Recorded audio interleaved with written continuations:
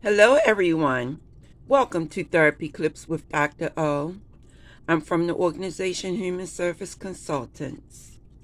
And today our topic will focus on ending substance use and building new habits.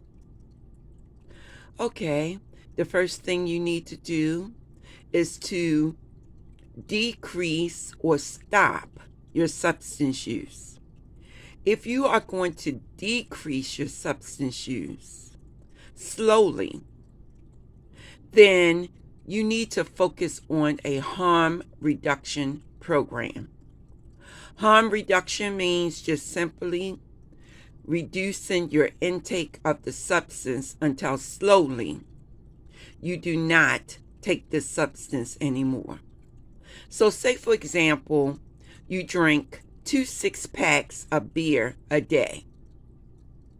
So that would be 12 beers.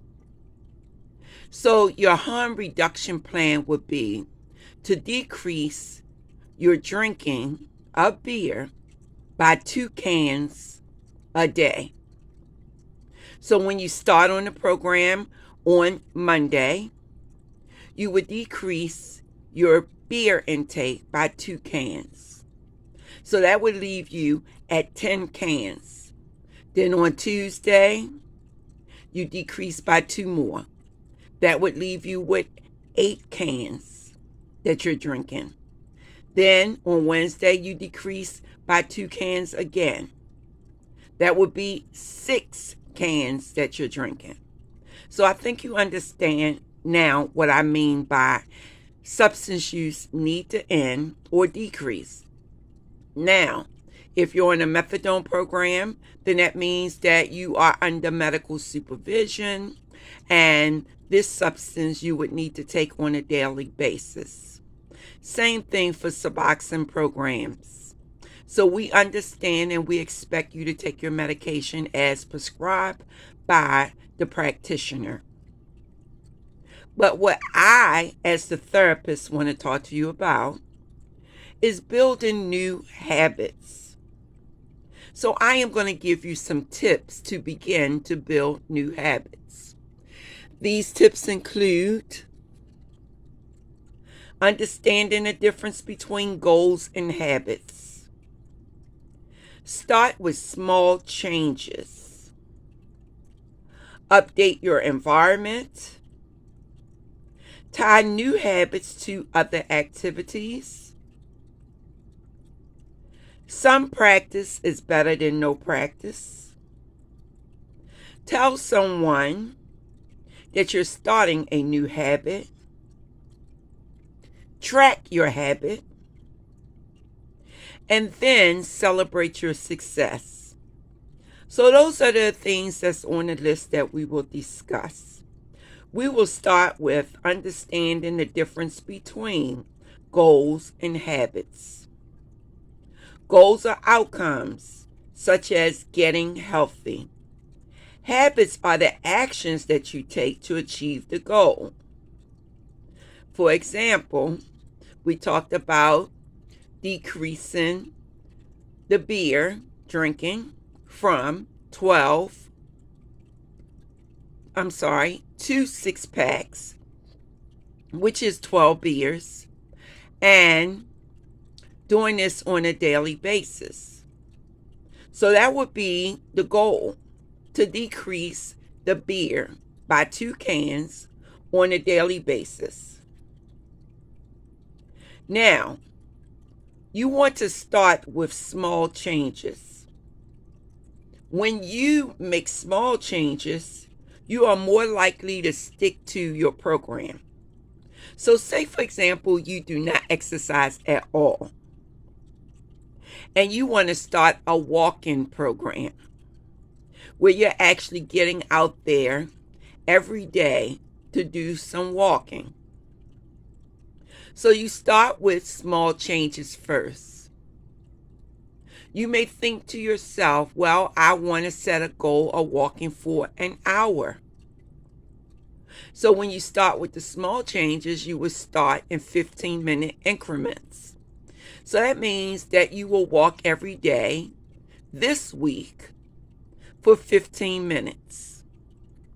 And then next week for 30 minutes. Then the week after that for 45 minutes. And the week after that for 60 minutes, which equal your hour. The next thing you would need to do is update your environment. Make changes that encourage your new habit and discourage unwanted habits. So what this means is that if you have a habit of using a particular substance, like for example marijuana, but you want to slow down marijuana smoking because you know that this is going to affect your lungs. So you want to decrease that or stop it. And so you know that in your neighborhood, there's plenty of people who are selling drugs.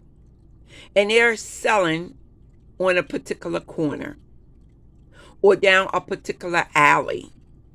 So when you change your environment, that means you don't go to that corner, you don't walk down that alley, you walk in a different direction.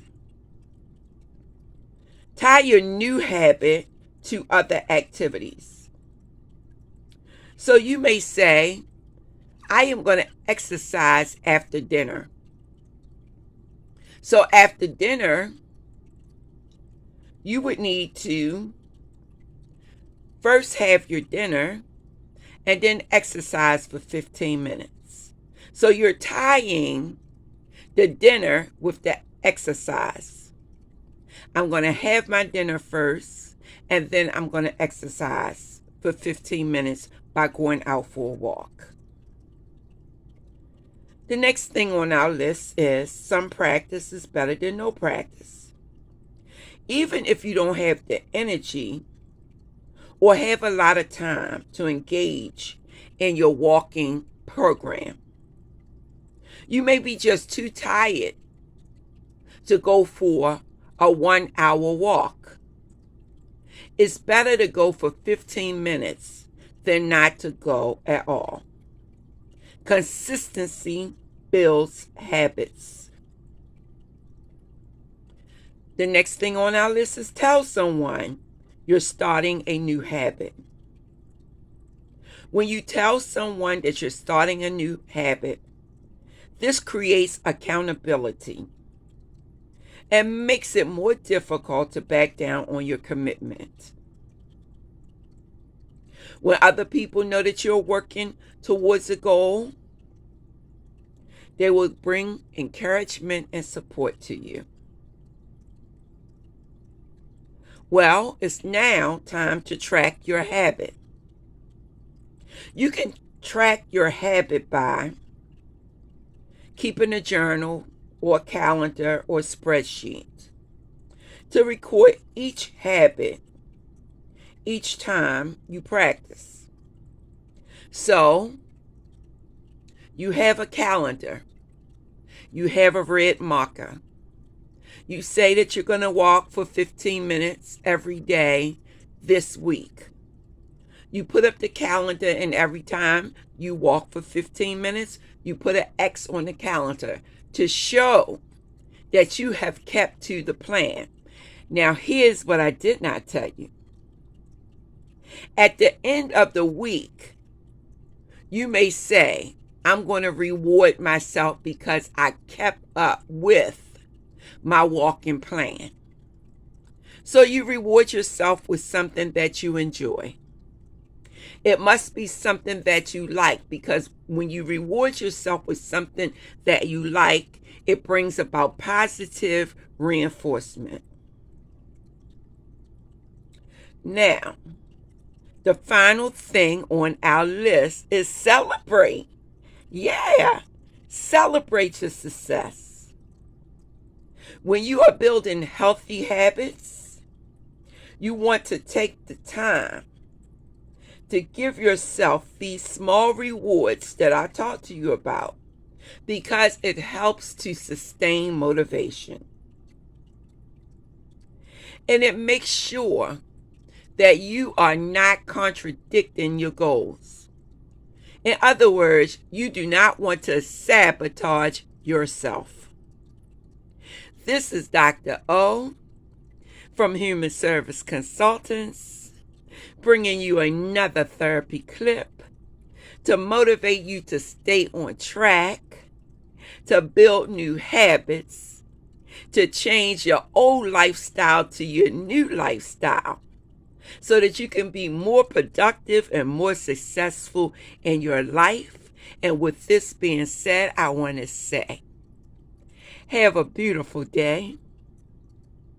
If you're in my group, I will talk to you on Zoom. If you're not in my group, you are more than welcome to listen to these presentations. I do not break confidentiality by telling who's in my group. So these presentations can be shared and circulated to anyone who is in need. It's my contribution to the world. I want you to, what? Love yourself. I want you to love someone. When you love yourself, you're saying to the people in the world, only positive energy come in my direction. I do not tolerate any type of trauma, anything that's going to upset my flow, because my flow is moving in a positive direction. And when you love someone else and bring good things to them, it could be something as simple as a smile, a kind word, words of encouragement and support. Then guess what? It makes you feel good. And when you feel good, you have high self-esteem. And that builds confidence so that you feel as though you can conquer the world. Have a blessed day until we meet again.